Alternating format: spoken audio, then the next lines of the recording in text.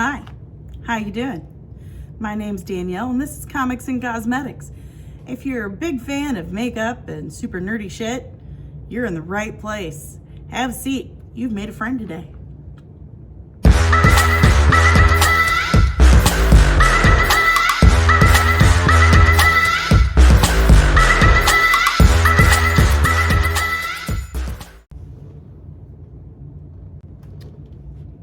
What? Oh, hi, how are you?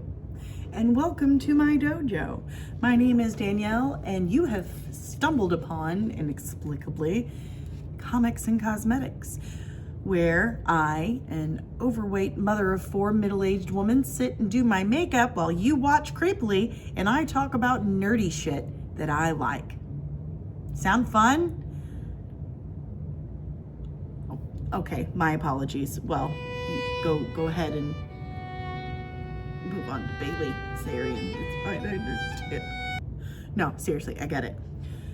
If for some reason this is something you would enjoy, then please have a seat, grab a cup of tea, whatever it is, and let's do our makeup together. Sound fun? Okay. Since this is my first episode, you have absolutely no idea who I am, or what I'm doing, or why I'm doing it. So I'll explain. Again, my name is Danielle. I am a cosmetologist and salon owner in Southeast Missouri, which is also known as the armpit of the United States. Just kidding, I love it here. Yes, licensed cosmetologists, people, for some reason, continue to pay me to do their hair, makeup, eyebrows, and lashes. Thank you for paying my bills. I appreciate it greatly. Do I think that I'm world-renowned status here? Do I think I'm Bailey Sarian? Do I think I'm Jeffree Star, Mama Mitchell, Nikki Tutorials? No, I don't. Do I think that the techniques and tools I use to do my makeup are the only way to get it done? Again, no, I don't. Everyone's face, skin, texture, all that is totally different. And what works for one person isn't necessarily going to work for another. So I do what works for me. You should do what works for you. I'm not here to preach. I'm just here to do my makeup and talk about the sci-fi, fantasy, superhero stuff that I enjoy. Again, yes, I own a salon in Southeast Missouri. It's called Salon Mia, and you can find it at salonmia2020.com or on Facebook or Instagram. Handle is Salon Mia 2020 for both. If you see my face get white and crusty, that's just because I am old and I'm using some skin tightening serums, and sometimes they get dry and crusty. Or in my eyeball and burn. But you'll find out when you hit middle age, okay? Things tend to sag. So I decided for my first video that, I'd talk about the woman herself, the myth, the legend, Wonder Woman. Ta-da! Makes sense, right?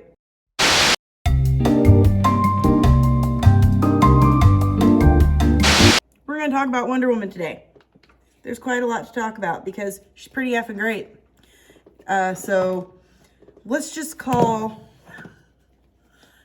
today's video Wonder Woman, why we love her, and why Wonder Woman 84 just sucks horribly. Because it does. Patty Jenkins, you should feel shame. So, Wonder Woman was created by a couple of Harvard professors and their girlfriend. That's right, I said it. Check out Professor Marston and the Wonder Woman. You're welcome. Professor William Moulton Marston was a Harvard professor and psychologist. His wife Elizabeth was his teaching assistant, and she was merely his teaching assistant because Harvard said no, ladies, only men with penises and testicles can have tenure. So she wasn't allowed to be a full-fledged professor with tenure at Harvard because she was a lady. But she still worked as her husband's teaching assistant, whatever. And they were doing a study. They were working on finding ways to detect deceit. That's right. They invented the lie detector. True story. So they put up in their classroom that they're looking for assistants, research assistants for this project. And a young woman answers it. Her name was Olive Byrne. And she was also the niece of famed, world-renowned feminist Margaret Sanger, which, thank you, Margaret Sanger, for birth control, but not for the racism. Okay? Glad we've got that out of the way. I don't agree with all of Margaret Sanger's stuffs. Okay? I don't. Neither should you, because a lot of it was just not good. But she did do a lot of wonderful things for women's reproductive rights. So, anyway, Olive Byrne joins the research team and also the marriage team. She enters into a throuple arrangement with the Marstons. And according to William Moulton Marston, greatest thing that ever happened to him. Good for them. Not for me, but good for them. I'm happy for him. If you can find happiness and it's not hurting other people, right on, man. Go for it. So they enjoyed their lifestyle. They were having children together. But there were still moments of, sadness for the Marstons because, one, he felt like, and I don't know why I did that because I have some right here. He felt like between the two women, they made the perfect woman. And he was lucky enough to have them in his lives, to be the mothers of his children and life partners. He was just absolutely thrilled. But the rest of the world did not see it as he did. He was heartbroken for his wife, Elizabeth, that she was not allowed tenure or to be considered a professor in her own right. He was heartbroken that they could not live out in the open with their family. It was hard for him. And he wished desperately that he could find a way to change how the world saw women. I literally almost said sees. I don't know. I was going to say something like wrong. Some grammatically wrong. Grammatically wrong or grammatically wrong? I think either might work. I don't know. I'm actually a published author. Oh, yeah, that's right. And I still don't know words. Yeah, that's called Vampire Slayer When Foot in Darkness by Danny A. Camden. That's me, actually. So, if you're interested in that, it's okay. I'm not going to sing its praises. Not today, at least. So, William Moulton Marston really wished the world would change its view on women because he was a feminist in the respect that he felt like women were just as good as men. He didn't see anything wrong with it. It confounded and confused him how the world treated and saw women. And all they wanted was for the rest of the world to catch up. Well, this was a time when comic books were becoming popular. Superman came out in 1939. And it just exploded. Absolutely exploded. I mean, there were comic books up until this point, but nothing like this. And so every day, Professor Marston would, get his newspaper, and he noticed that there were all these kids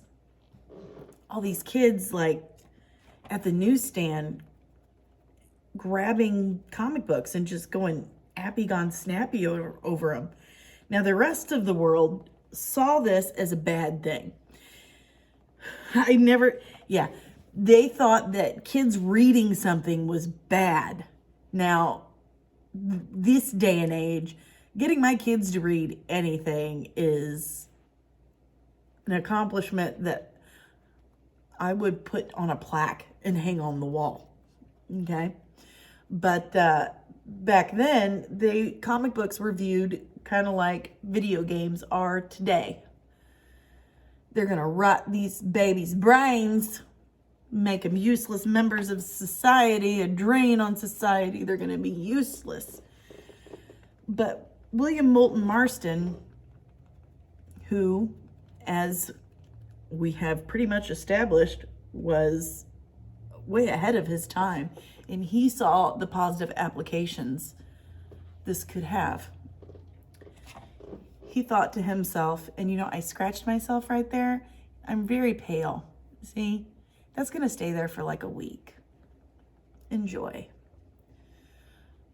He decided if he's going to change the world, that's the way to do it. That's how you change the world.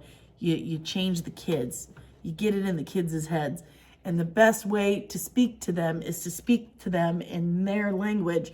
And their language at the time were comic books. Their language at the time was comic books. See, words are hard, guys. Words are hard. I'm a writer, not a speller. That's what editors are for. So he creates this character.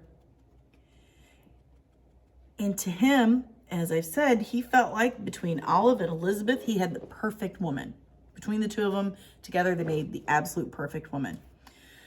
So, Wonder Woman, or Suprema, as he named her initially, was this amalgamation of Elizabeth Marston and Olive Byrne. It's kind of sweet. But he also was extremely specific with this character. Remember, Marston was a Harvard psychologist. He was no slouch, and he understood symbolism. His Suprema was going to be based out of actual Greek mythology. Hippolyta, the queen of the Amazons. She was most notably spoken of in the 10 Labors of Hercules, which, if you're familiar with it, you'll know it's actually 12. And his, we'll say, dealings with the queen of the Amazons, Hippolyta. In some interpretations, he raped Hippolyta and stole her golden girdle. Stole her underwear. Ugh. So he bases her out of Greek mythology and off of the two loves of his life. And he brings in all this symbolism. Because again, psychologist, okay? He understands these things. In Greek mythology and all storytelling for millions of years, I guess, has symbolism. That was not lost on Marston.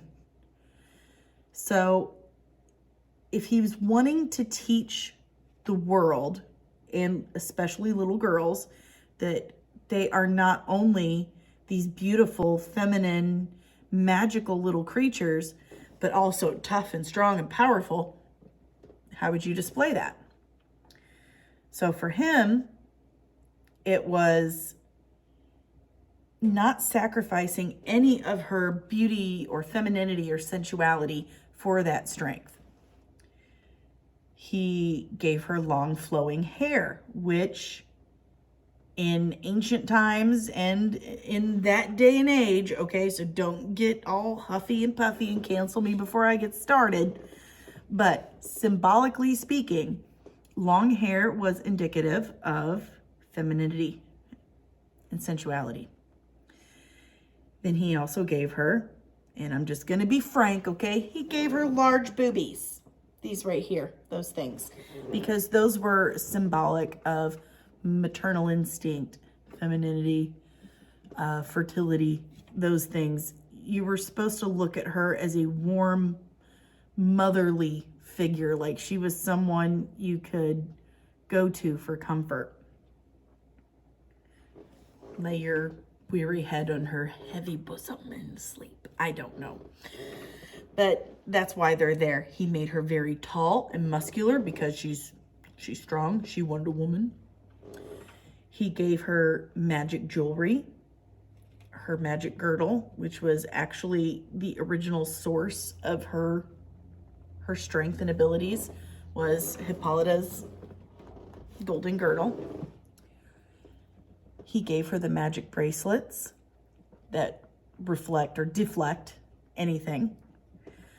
She also had, and this is something not a lot of people know about these days, but originally Wonder Woman had magic earrings. Now you can see them in a lot of her portrayals, like, see her earrings, her red earrings right there? Those were initially connected to a psychic radio, and she could hear cries for help and go help people.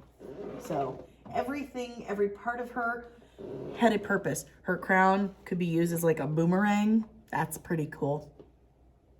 It kind of reminds me of Eddie Murphy's Delirious when he said his mom's shoe was like a boomerang. That's some good stuff right there. So her tiara, she could use it to throw. It also, you know, showed that she was royalty. She was a princess, and I'm sorry, but what little girl doesn't want to be royalty? Who doesn't want to be a princess? Let's be real here. And her magic lasso of truth, which you kind of got to love the guy for throwing in an Easter egg for himself. Because he totally invented the lie detector.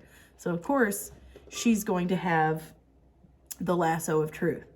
He believed that women, not Wonder Woman, but I mean, yes, but he believed that women were more inherently honest than men. So that's why he gave her that. At one point, she was the goddess of truth, and I think that's cool. But she didn't want to live on Olympus. She wanted to be here with all us mortals. So that's cool. That's cool. So he gave her all these magic things that were all very specific. He felt like, okay, I've got this all together, and this is really going to speak to young women and people in general and show them that, you know, girls can be their own heroes. They can be the hero of their own story. Girls can be tough and strong too. So he takes it to DC and he says, here you go. I made this. I think it's going to be really great. Just don't use my name because I work at Harvard and they'll fire me because right now comic books are the devil. So he decided to use his mother's maiden name of Moulton, changed his name to Charles Moulton. His pseudonym is Nom de Plume, which I have one too. It's not as, you know, it's basically my first name and my first married name, but whatever, it's fine. It's fine. So he takes it to DC and he says, hi, put it under Charles Moulton. You're welcome. And they're like, cool. Yeah, I think this will sell. This is just different enough. I mean, it's different. Who ever heard of a man being the damsel in distress? That would be Steve Trevor. But yeah, I think we can work with this. Thank you so much. One caveat though, the name, and I am not lying, okay? I'm not lying. This is what they said. Do I agree with it? No. And it's very hard for me to say it with a straight face, but they actually told William Moulton Marston that Suprema sounded too Jewish. I laugh because Superman was actually created by two Jewish teenage boys. And yet here's DC Comics saying, Suprema sounds Jewish. Make it Wonder Woman. Okay. Sure thing. I mean, I think Wonder Woman's a better name. I do. I think Suprema was a little too cumbersome. It was too, I don't know. It's just, but Jewish? Why was that a problem anyway? Pretty sure we were like right in the middle of World War II and we were trying to save Jewish people, but Okay, DC, you got problems. Point is, they loved it. They loved it. And they signed him up under the name Charles Moulton. And right away, Wonder Woman was a massive hit. I mean, massive. William Marston was quite happy to go get his newspaper in the morning and finding children of all ages, boys and girls of all color, just going crazy over the Wonder Woman comics. It made him so happy. He was like, it's working. Yes. Yes. And then he goes to DC or Action Comics, because it was Action Comics number 8, October 21st, 1941, when she came out. Yeah, it's pretty cool. She's 80 years old now. So he goes in to Action/DC Comics, and he's like, yo, what's up? How's it going? It's a banger, right? Making you money? Cool, cool, cool. Cool. And they're like, yeah, it's doing great, dude. Like, we are so happy with all the money that you're making us. Like, we're really, really thrilled. But is there any way possible you could like kind of dilute some of the bondage in it? Maybe like skosh? And he's like, no, bro. I live that life. If I'm gonna be about it, I'm gonna talk about it. And they were like, okay, if you could not make it so obvious. And he's like, no, sorry, not sorry. And so he didn't. In fact, I'm pretty sure he amped up the bondage. The whole point of that was he into bondage? He so was. He and his two lady loves. And it worked for them. That's cool. I mean, that's fine. Again, if it makes you happy, I'm not here to judge you. I judge no one except for probably on your hygiene and your manners. But it was her kryptonite. That's how he explained it. That was her kryptonite.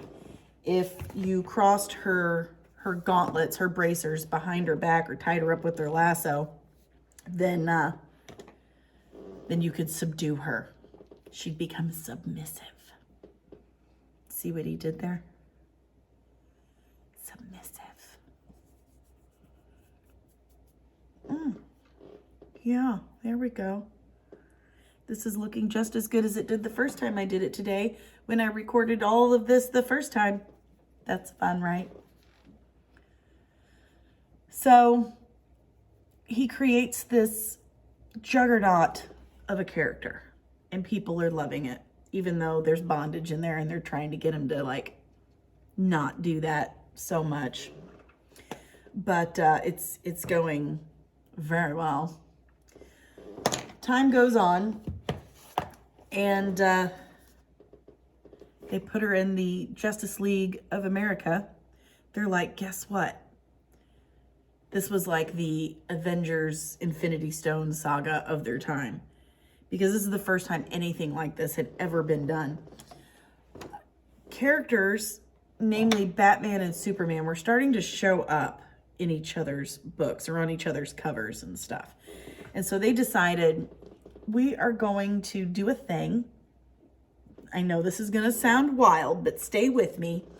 Batman, Superman, Green Lantern, Martian Manhunter, The Flash, and yes, even Wonder Woman. They're all in the same universe. They know each other. We're going to do this thing called the Justice Society of America. And it's perfect that we have a chick superhero now because we needed a secretary. Okay? So, honey, sweetie, thank you. That's so helpful. But what we really need are some coffee, like a round of coffees. And if you could grab a pen and a notepad, that would be great. Like, just write down everything. No, don't talk. Don't talk. Don't waste your precious little breath, that pretty little face. Shh, no. You just write down everything we're saying, okay? Okay. So here this man goes through great lengths to create this character, to speak to the masses, to tell everyone that ladies are people too, and they're just as good as men. And they can be superheroes and do superhero stuff, and they don't need no man to save them. And what did they do? What did they do? They made her the gold-darn secretary. There's a pillow down there. It's safe, I promise. I don't destroy palettes, not on my watch. So they make her the secretary, which royally pissed off the Marstons. I don't have to tell you. I mean, pretty sure it's pissed me off, and I wasn't even alive at the time. Yeah, one of the few times that that's happened. I'm not old enough for that. That gets me out of bed in the morning. So, moving on. Of course, eventually, he gets, the book gets so big that he gets busted, and Harvard finds out about him, and he loses his job. There goes his job. No more job. But at this point, the comics were doing well enough that he could raise his family on the royalties. And time goes by, and poor William Moulton Marston is diagnosed with lung cancer. Very horrible way to go, especially in the early, or at the time frame, it was the 60s. So his wish was that his wives, and I'm just going to continue to refer to them as his wives because he lived his whole life with these two women. So I'm going to respect how he felt about them and refer to both of them as his wives because that's only fair. Okay? Okay. So he wanted them to take over Wonder Woman because it was their thing. They created her together. She's based off of these two women. But DC's like, no. I mean, we'll continue to pay some royalties to the estate of, but you're not in charge of them. You're women. No. Silly ladies. So what happened was, one of the dumbest things DC has done in their history, which they do a few more dumb things, let's be frank. So after the absolute insult of making her the secretary in the first JSA, which, was a knife in the heart of the Marstons, after he dies, they wait for him to die, and then they take away all of her superpowers. All of them. This is 1968. They took all her superpowers away, and they said, don't worry, it's fine. It's fine. You're still like a secret agent for the government, but your day job is a dress shop owner. That sounds fun, right? That's the same. That's the same as an ancient warrior goddess, right? No, it's not. It's not. So, not only did they take all her powers away, and they make her a dress shop owner, they also put her under the guidance of an old man, and not just any old man. This is one of the more problematic things DC has done in its history. They made her under the control or the tutelage, so whatever she has is all due in part and thanks to this man. But not just any old man. No, an old Chinese man they name I Ching. Miss me with that. What's wrong with you? That's a fortune-telling device. Can you imagine being in on that meeting? Like, okay, we're going to fix Wonder Woman. She's not broke. It's okay. We're going to fix her. She has too many superpowers. She does too much on her own. So we're going to take them all away. Okay? I know. Follow me though. Not only we're going to take it all away, we're going to give her a dress store because that's what girls really want, right? We'll make sure there's pockets in the dresses, okay, Joe? Just calm down. So she gets to be a super secret agent, but she gets all her training from this old man. Now, I'm just going to throw some ideas out here and you tell me what you think. We'll make him Chinese and we'll name him after the fortune-telling thing, you know, the sticks. We'll call him I Ching. No one will think it's horribly wrong. Right? Okay. Money made. No. That's just, no. Now, they've retconned that in the Rebirth series after the abortion that is the New 52. They retconned it that he was actually Aries in disguise, and that's why it was so horrible. And she actually kills Aries and becomes the god of war. So there's that, I guess. But anyway, they pull this crap in 1968, and book sales plummet. And I mean plummet. And why wouldn't they? They took away her iconic costume. They gave her some white catsuit. They took away everything that made her her. And they took away the whole point of Wonder Woman, that women could do things on their own without needing a man. And what they did was they reversed all of that, that she was nothing without this man. And it was just shameful. Well, luckily, it didn't go unnoticed. Thankfully, and a very unlikely savior occurred.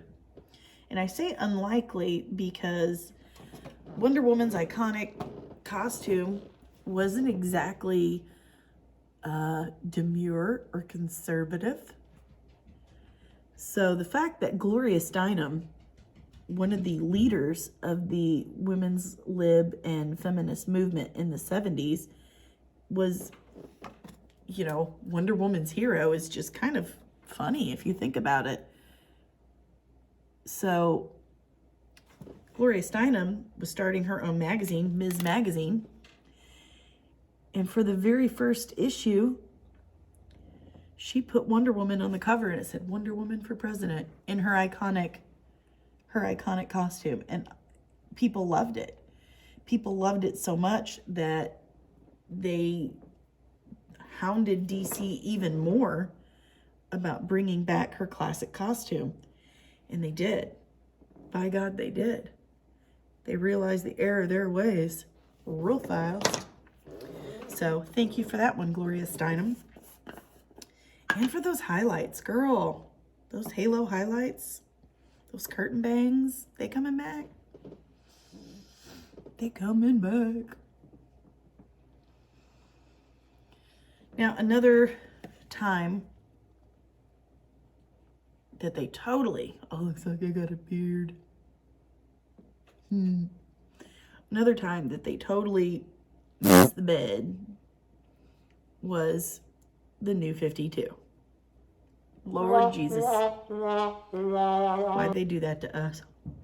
They took her costume away and they basically made her look like Rogue from the X-Men. Like dumb. Changed her origin story again.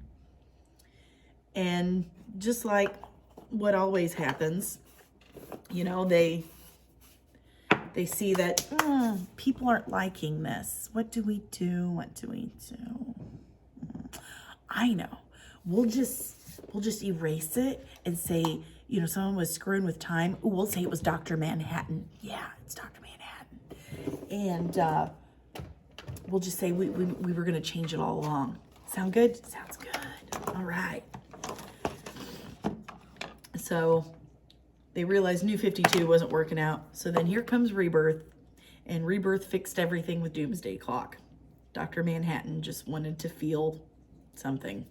So, anywho, moving on. Now, some of these brushes have stuff on them, and that's because I already recorded this once, And when I stopped and went to review, there was no sound. So, that's why. One of the most important things that Wonder Woman has done, and the reason why Wonder Woman 84 sucks giant, rancid, hairy donkey balls, is Superman Sacrifice from 2005. This is an incredibly important book. And it's important because it's the first time in DC history that a DC comic hero actually kills a human being. I don't mean monster or alien or robot, but a straight up human being, albeit a meta, but still kills a human being. Because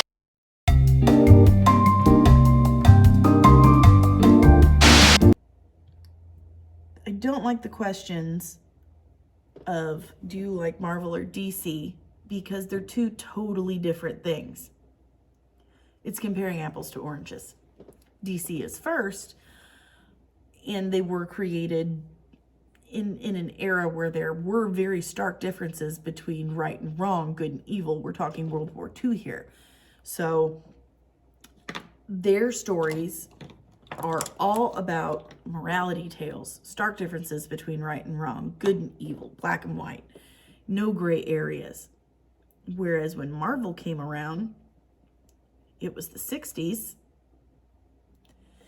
and you're dealing with totally different issues. There were gray areas that we were kind of discovering as a race. And so their stories are more about relatability, average Joe. What would happen if you were a teenage boy in this high school and you got bit by a radioactive spider? All right? Okay. So that's why Marvel and DC are so different. Now, do they occasionally steal ideas from one another? Absolutely. They totally do. And they aren't shy about it either. Like, okay, look. Deathstroke and Deadpool. Slade Wilson, Wade Wilson, wearing red and black, good with katanas. In fact, the Avengers, more like so the Fantastic Four, and then Avengers, but they were total ripoff of the Justice League, Justice Society. That's a true story. That is a totally true story. But they're two totally different things. So in the Marvel world, their superheroes have killed humans before because sometimes there's no choice. But up until 2005, no DC superhero ever killed anyone. And that's a big part of like Batman's character. He won't kill. Well, it was a big part of every DC character. They wouldn't kill until 2005. So there was this meta-human by the name of Maxwell Lord. Okay? He didn't have a magic wishing rock. He was an incredibly powerful telepath. He could control people with his mind. He could control their minds. And he was. On worldwide television, he was controlling the Justice League. He was controlling Superman. And he was making Superman kill people all over the planet. This was a problem which needed to be solved. And who solved it? Your girl, Wendy. Did she do it by talking him down and making him see the error of his ways? Let me answer by asking another question. Have you gotten in an argument or a fight on the internet lately? Like on Facebook or Twitter? Have you? Okay. Oh, okay. Calm down. Have you won many of those arguments by using logic and reason? I didn't think so. There's your answer. Okay? No. A man like that, a man who is mad with power and wants to take over the world is not typically the type that's going to sit down and listen to your logic and reason. Now is he? No, he's not. So Wonder Woman did the one and only thing that she could do. She slid up behind him and she snapped his neck on national television. She sure did. In fact, check this out. Boom. How B to the A does that look? And look at Superman's face. Look at him. He's like, what? What? It was so cool. It was such an important part in DC history. It was a massive, massive part in DC history. And Miss Patty Jenkins, fuck you. Okay? Fuck you. You just pissed all over that with your, let's sit and talk about it. We're going to talk about it. We're going to point out where you're wrong, and you're going to totally see my point of view, and then we're all going to skip together and get ice cream and go pick up your son, and we're going to take him to the water park, and he's probably going to ask for video games. We'll do that too, because everything's fine now. It's fine. It's fine. We're all fine. You destroyed the whole world, but it's fine. It's fine. Okay. No, that's not how things work. So when Wonder Woman snaps his neck on television, and, you know, Superman's like, oh shit. It was a signal to the world that DC recognized that they needed to change a bit, because times were changing. Their old format was becoming antiquated. It was time to adjust with the rest of the world. And that's what they did. Now, am I saying that DC superheroes are now just gonna go nappy, gone snappy, left and right? No. There's still lessons, you know, we still have to learn that it's not always the answer. But I can tell you what, Miss Patty Jenkins, it wasn't, let's sit down and talk about it. For fuck's sake. I've never been so irritated by a movie.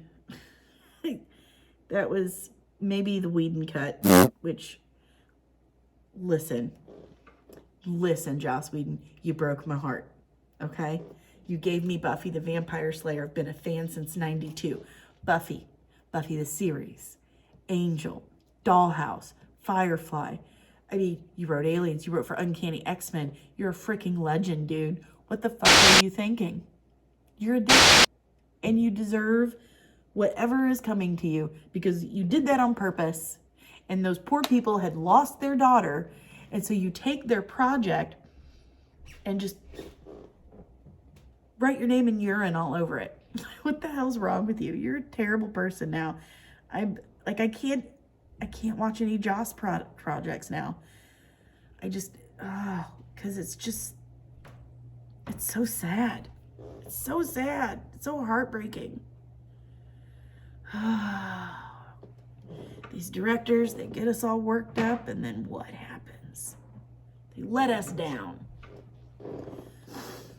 They let us down. But Wonder Woman 84, instead of really focusing on the dichotomy that is Wonder Woman, and I mean that in the respect that Wonder Woman is a diplomat, yes, but she's also a warrior. When diplomacy fails, she ain't afraid to whoop that ass. Just saying. And that's what happened in Superman's Sacrifice. Diplomacy failed. She had to whoop ass. But that's who Wonder Woman is. She's a dichotomy. Two-sided. Two parts. Two. Two. And that was completely ignored in Wonder Woman 84. Just absolutely ignored. It was all about love-lorn Diana. Like, my boyfriend's dead. I'm so sad. My boyfriend's dead. I have nothing without him. I'm just nothing. Oh my God, my boyfriend's back. I'm just gonna stay in bed and eat ice cream and put on fanny packs and laugh that trash cans are art. Oh, he's gone again and it's sad. And we're gonna talk about this and we're done. That is Wonder Woman 84. And it's pathetic. You had an amazing opportunity right there. An amazing opportunity. And you squandered it. Because why? You're gonna go work on Rogue Squadron? Like, that's cool. I'm glad your dad was a fighter pilot and you get a chance to honor him. And yes, I'm excited about it, sure, but the fuck, Patty Jenkins. You just pulled a Dan and Dave. Season 8 Game of Thrones. I'm gonna go do Star Wars. You guys got this, right? Peace. Basically what happened. Bunch of crap. Not only did they totally steal that historic moment from Wonder Woman, okay, but they stole Maxwell Lord's character, and they stole Cheetah. Like, legit. They ruined it.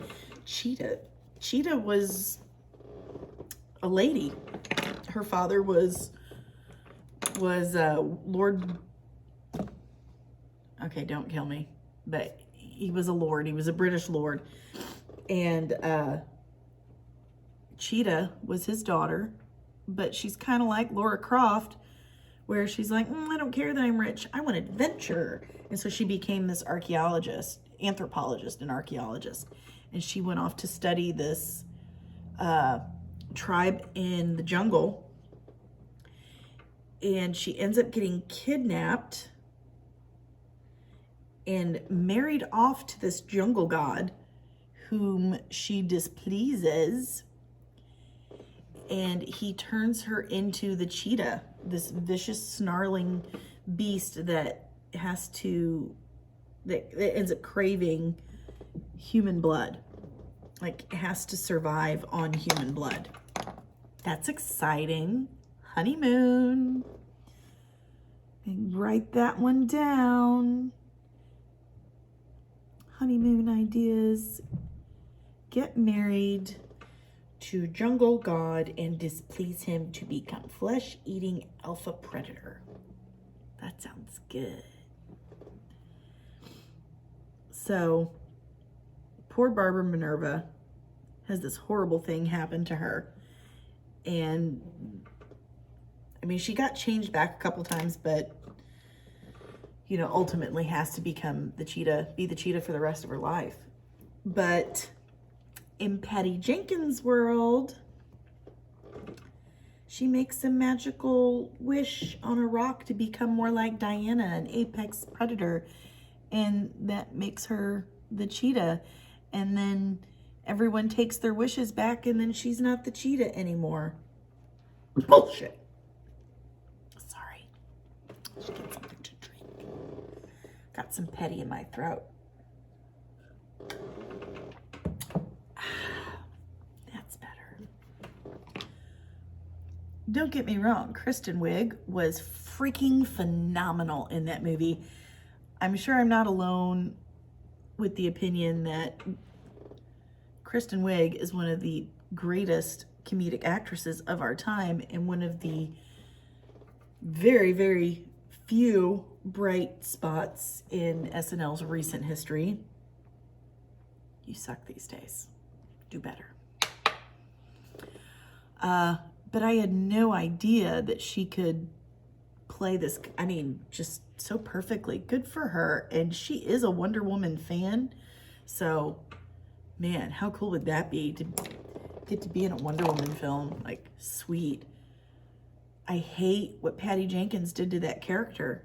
It's such an amazing character, and they just made her look like she's just some whiny little bitch. It's not whiny. Words are hard. That's not Barbara Minerva at all. Now, just like Superman and Batman, Wonder Woman has had proteges as well. They're known as Wonder Girls, obvi. The first one was Donna Troy, which depending on which origin you want to go with, I'm going with the one where she's Diana's clone. Diana was the only child on Themyscira. So, of course, they're like, she needs friends. If there's anything like my friend's parents, they felt like we needed more friends. So they're like, she needs friends, so we're going to make her a friend. And they made Donna. And then Donna was controlled and told to take over Themyscira, yada, yada, yada. And then she, to make penance for that, teams up with Wonder Woman to help the less fortunate in man's world. So then you get Donna Troya, and she dies a couple times, but it's fine. She always comes back. So then you have Cassie Sandsmark, who turns out she's the daughter of Zeus. And this came out before Rebirth, when they totally changed, or they retconned Wonder Woman's origin story, which I'm not really that mad about it. Now, if you're not familiar with Wonder Woman's origin, yes, she is the daughter of Queen Hippolyta, Queen of the Amazons, but Hippolyta had lived in peace and harmony on Paradise Island for many, many, many, many years. And she got lonely. Because remember, the whole point of everything Wonder Woman is the duality, the dichotomy. They're warriors and they're women. And for a lot of women, there's a drive, a biological drive to be a mom. And that was the case for Hippolyta. She wanted a child, but there's no men on Themyscira, so how is this going to come about? So if she is crying out to the gods, like, oh, I'm so lonely, I want a baby, I want a baby, a baby, I want a baby, help me, help me, help me. And Zeus, you know, hears her cries, and as she, hold on, this is hard to do, as she fashions a baby out of the mud and clay of the beach and pricks her finger upon it, Zeus breathed life into the little golem that she had made.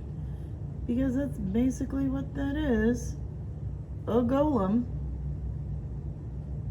So the retcon, reboot, whatever you want to call it, and I just kicked that camera again. I am sorry. Any Greek mythology, you will know that Zeus is a bit of a player and can't keep it in his pants, and Hera is really sick and tired of his bullshit. Yeah, because he's always on it, and she's just tired of it. She don't want to put up with it anymore. So she did make a vow that she would never take her wrath out on him again, but she didn't make a vow to not take it out on his children or his mistresses, and she was very well known to do that. So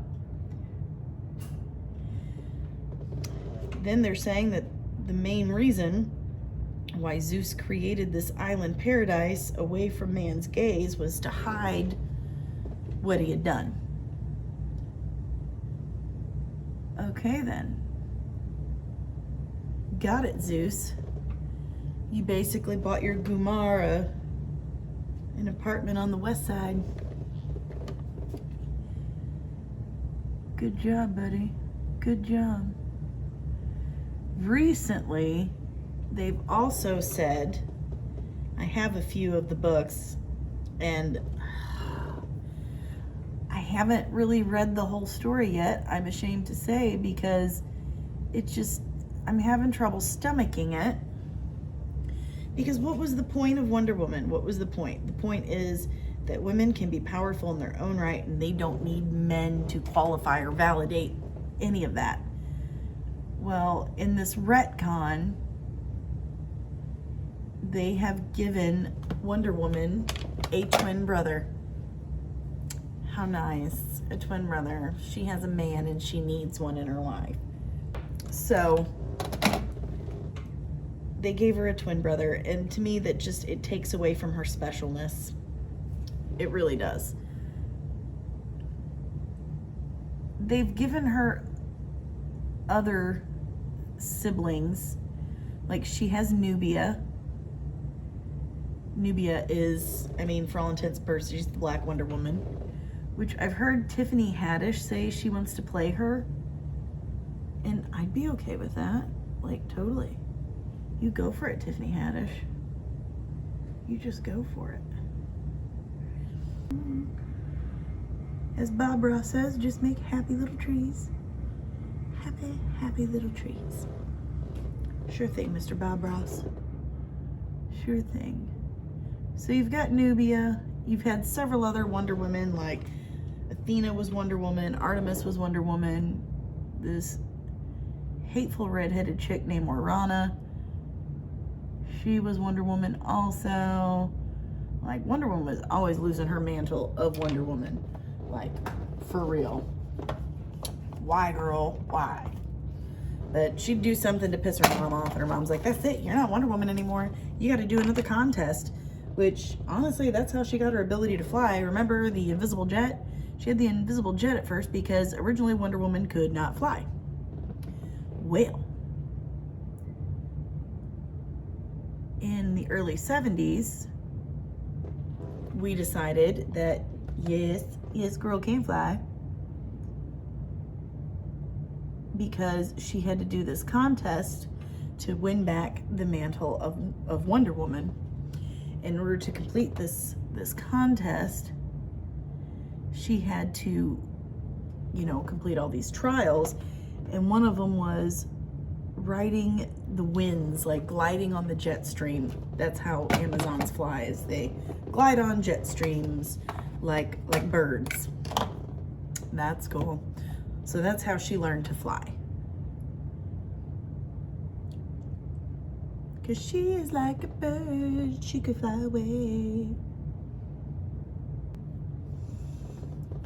So she's had other clones and siblings like Donna Troy, Cassie Sandsmark, who has the super awesome lasso of justice that is so cool. It's kind of like Ghost Rider's Soul Stare, where if she catches you in the lasso of justice, you'll have to feel the pain of all of your sins. Like, that's awesome.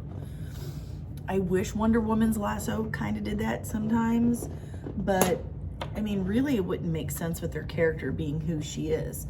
So remember, diplomat and warrior. She can't just go around causing everyone pain all the time. Like, that just would not work out right. Am I right?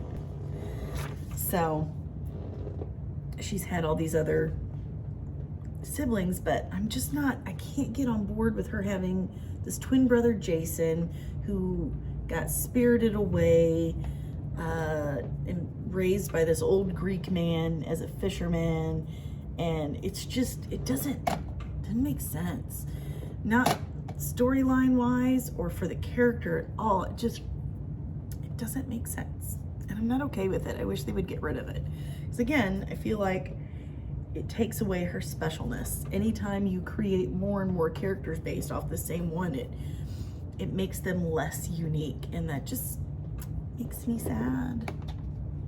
Wonder Woman is very special, and she's special for a reason. So let's stop taking those reasons away. Okay? Okay.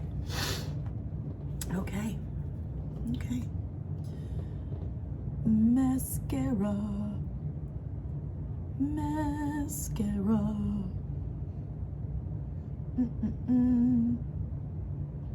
I really hope they do make another live action Wonder Woman movie, but I hope they respect it. Not like this last time. The first one was amazing, absolutely phenomenal. She knocked it out of the park. Good for you, Patty Jenkins. But that second one, good Lord. She literally phoned it in. And to release it in 2020 of all years, I really, really felt like we were being trolled. If that year wasn't shitty enough, Merry Christmas. We made a shitty Wonder Woman movie. I'm sorry.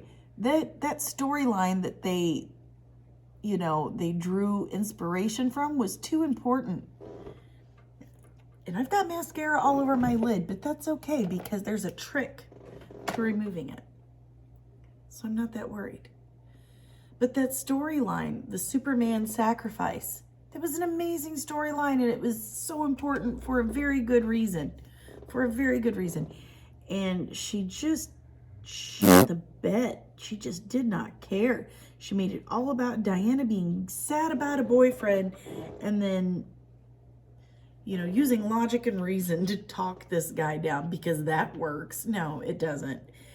They made Maxwell Lord into this smarmy used car salesman. Cheetah into this whiny wannabe. And Wonder Woman, a lovesick puppy dog-eyed, oh, for heaven's sake, I can't even say it. It disgusts me so much. Like, how dare you? How dare you? How dare you? You did a terrible job, and you should be punished. Man, I tell you what, Rogue Squadron better be freaking amazeballs, or I'm gonna have some words with this woman. Like for cereal. I'm not okay. Now, look, do I know that the MCU is totally beating the pants off the DCEU? Yeah, I know that. Again, comparing apples to oranges. It just means that they got better parent companies, I guess, giving them more money. But you have to understand, again, DC is about creating morality tales, differences between good and evil. You know, what you should do, things to emulate. They're in the business of creating gods. And Marvel is in the business of average Joe and making kick-ass movies. I personally feel that if we would just leave Zack Snyder, James Gunn, Dave Filoni, and Jon Favreau the hell alone and allow them to make all of our superhero sci-fi movies, everything will be fine. Everything will be fine. We just leave them alone. Until then, we are going to have these big-time differences of the Marvel and DCEU. I guess I should say. And just because Marvel is able to pull off better produced movies right now, it doesn't mean that they necessarily have the better storylines, because it's just not true. DC has some amazing storylines that you should definitely check out. They have really, really good storylines. I'm going to do my best to talk my way through this. Okay, one, I highly recommend, definitely the one we talked about, Superman's Sacrifice, 2005. Excellent, excellent book. If you haven't read Watchmen, then, and you consider yourself a lover of all things comic, then stop calling yourself that. You need to read Watchmen. I know you've probably seen the movie, but you need to read the comic. I know I'm probably missing a lot of stuff today, and that's fine. If you want the full story, you need to read the comics anyway. Another really great one, since, you know, I mean, we're supposed to be talking about Wonder Woman, but I've already opened the floodgate by mentioning Watchmen. But Red Sun, it's an Elseworlds tale. Elseworlds in DC talk means it's an alternate reality. It's not the typical story and world that we are commonly used to. And in Red Sun, it is all about what would have happened if Superman, Clark Kent, Kal-El landed in Russia instead of Kansas in the United States. That one's a really good story. It's a pretty wild tale. Another one is Flashpoint Paradox, that's 2011, but chef kiss, fantastic. And one of my favorite storylines of all time is Batman Under the Red Hood. That is just, oh, awesome. You should definitely check it out. They also have some pretty amazing animes based on all of those. Do they stick to the source material 100%? No, but you know, they never do. But they're pretty damn close and they're really good. I can honestly say that that is one thing that DCU just beats the hell out of the MCU on, is their anime. Their animes are far and beyond better than anything the MCU has ever put out. And I would know, I had all of them. Look, not only am I an incredibly just awesome middle-aged woman with incredibly childish tastes in my entertainment, which I don't know, I can't back that up 100% because I do believe that comic books are the new mythology. So, but I also am the mother of 4 children who, most of them are adults now. We don't talk about it. And they love superheroes and comic books like all children do. So if I did not have MCU and DCEU anime in the house, I would not have survived as a mother for very long, okay? We also had Justice League Unlimited, the entire series. Oh man, I tell you what, even as a grown person, Justice League Unlimited is awesome. You should watch it. It's a really good animated series.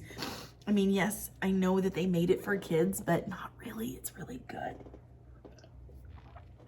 I definitely enjoy it. You should so check it out. So check it out. There we go. Now for some lips. It's really hard to talk while doing lips, because you gotta make straight lines on a moving target. That's right. Hard work. Be a person who likes to wear makeup. And if you want to be technical, I kind of have to wear makeup because if you come into my salon and I look like a hot mess, then chances are you're not going to pay me to do your hair and makeup, are you? Oh, what's that? Where can you pay me to do your makeup and hair? I'm sure if you go to salonmia2020.com, you'll find out. I gotta remember to look at the dot. Not my face, the dot. It's hard to do.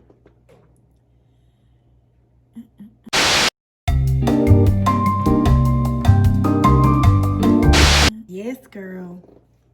Perfection achieved. So there you have it, guys.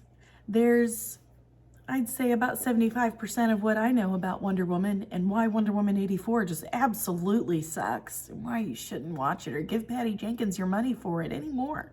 And this has been Comics and Cosmetics. Tune in again some other time when I do another makeup look inspired by whatever the hell it is that I'm talking about that day. Could be comic books, could be Star Wars, Star Trek, Doctor Who, Dune, who knows? I love everything nerdy. It makes me happy. All right, well, if you've lasted this long, thank you so much for tuning in. Hit like, subscribe, all those things. Leave me some comments. Be gentle. I'm, fat and old and sensitive. So, again, thanks for watching. I'll see you nerds later. Bye. Never gonna give you up, never gonna let you down.